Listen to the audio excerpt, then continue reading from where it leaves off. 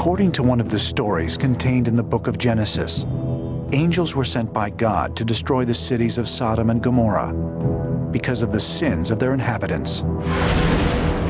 Only a righteous man named Lot, along with his family, was to be spared. But while making their escape, Lot's wife ignores the angel's warning not to look back, and upon gazing at the horror and devastation, is turned into a pillar of salt. Before the Lord destroyed the cities of Sodom and Gomorrah, Abraham pleaded with the Lord and asked to spare the people if the Lord can find at least 10 righteous people in Sodom. The Lord agreed and sent 2 male angels to the town where Lot greeted them into his home. The men in the town gathered outside and demanded to know the angels. The phrase "to know" in the Bible has sexual connotation. Lot tried to sway them away with his virgin daughters, but they wanted the angels. The 2 angels then struck the men of the town, causing blindness, and Lot was ordered to take his family and leave the town, for it was to be destroyed. This passage is used against gay people. However, this is a story of attempted gang rape, not 2 people in consensual sex. Furthermore, why would Lot offer his virgin daughters if all the men in the town were gay? How could his daughters be pledged to be married to men in the city if they were all gay? This was a practice that wicked men did to travelers. A similar story is told in Judges, chapter 19, verse 13 through 27. In Judges, a Levite and his concubine were traveling and stopped in a town called Gibeah, which is 3 miles north of Jerusalem. While they were there, an older man offered them a place to stay for the night.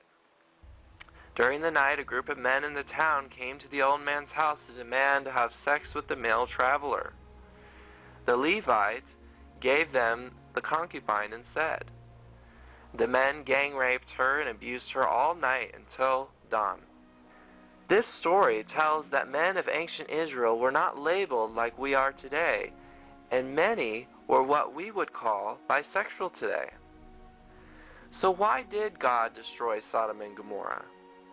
The Bible gives us reasons, and it's not because of homosexuality. In Ezekiel chapter 16, verse 48 through 50, the people of Sodom are described as being arrogant, overfed, and unconcerned.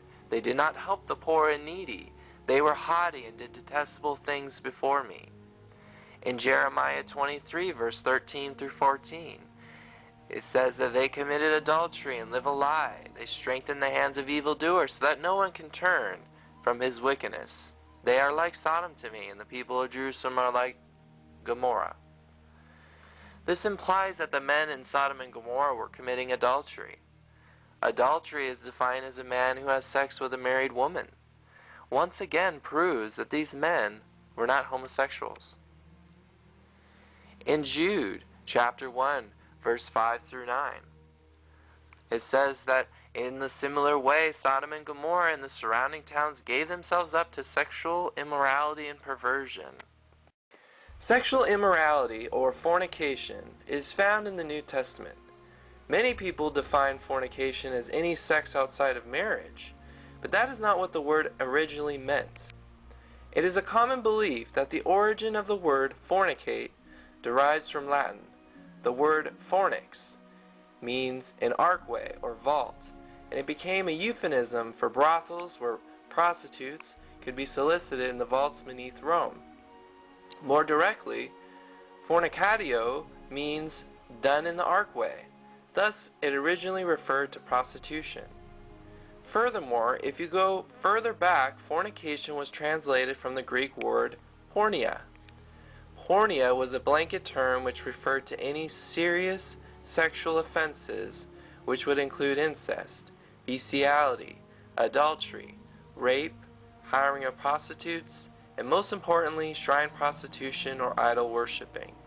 Jesus himself even mentioned Sodom and Gomorrah in Matthew chapter 10, verse 11 through 15. He says that if anyone will not welcome you or listen to your words, shake the dust off your feet when you leave that home or town. I tell you the truth, it will be more bearable for Sodom and Gomorrah on the day of judgment than for that town. He also said in Matthew chapter 11, verse 20 through 24, "If the miracles that were performed in you had been performed in Sodom, it would have remained to this day. But I tell you that it will be more bearable for Sodom on the day of judgment than for you." Both scriptures in Matthew point out that those that reject the truth of Jesus Christ will be punished more harshly than the people of Sodom and Gomorrah. In conclusion, the sins of the people of Sodom were not that they were homosexual, but according to scriptures, were because the people were arrogant, overfed, and unconcerned. They did not help the poor and needy. They also committed adultery, sexual immorality, and tried to rape travelers who came into their cities. So why is homosexuality linked? Besides the obvious story of the men in the town of Sodom wanting to rape the male angels, the words sodomite, sodomy, and Sodom have been oftentimes wrongfully linked. The word Sodom refers to the city Sodom that God destroyed. Sodomy, by definition, means anal sex between two males or anal sex between a male and an animal. This word was coined in the 13th century and is nowhere in the Bible. The word sodomite does not mean an inhabitant of the city of Sodom, like how a Canaanite is an inhabitant of Canaan. Sodomite was translated from the Hebrew word Kodesh, which means shrine prostitute. Here are some scriptures where sodomite or Kodesh is used. In Deuteronomy chapter 23, verse 17 through 18, it says that none of the daughters of Israel shall be a whore or Kodeshah, nor shall any of the sons of Israel be a sodomite or Kodesh. You shall not bring the hire of a prostitute or Zonah, or the wages of a dog, Caleb, into the house of the Lord your God. For both of these are abomination to the Lord your God. Note that the Bible uses two different types of prostitutes. A Zonah and a Caleb were terms to describe an ordinary male and female prostitute, but a Kodesh refers to a shrine prostitute. Here are other examples of the word sodomite being used in the Bible. In 1 Kings chapter 15, verse 12, it says, "And he took away the sodomites, or Kodesh, out of the land and removed all the idols that his fathers had made."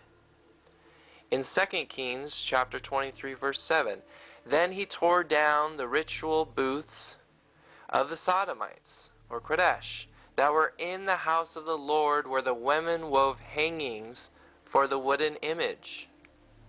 And finally in Job chapter 36, verse 14, it says that they die in youth, and their life is among the unclean. To conclude, it is important to note what the Bible actually says and does not say. Many Christians have added to the story of Sodom and Gomorrah, which isn't found in the scriptures to be true. So let's recap. Genesis 19 never mentions homosexuals in Sodom. The scriptures never mention a same-sex relationship in Sodom. Scriptures never tell us that God destroyed Sodom because of homosexuality.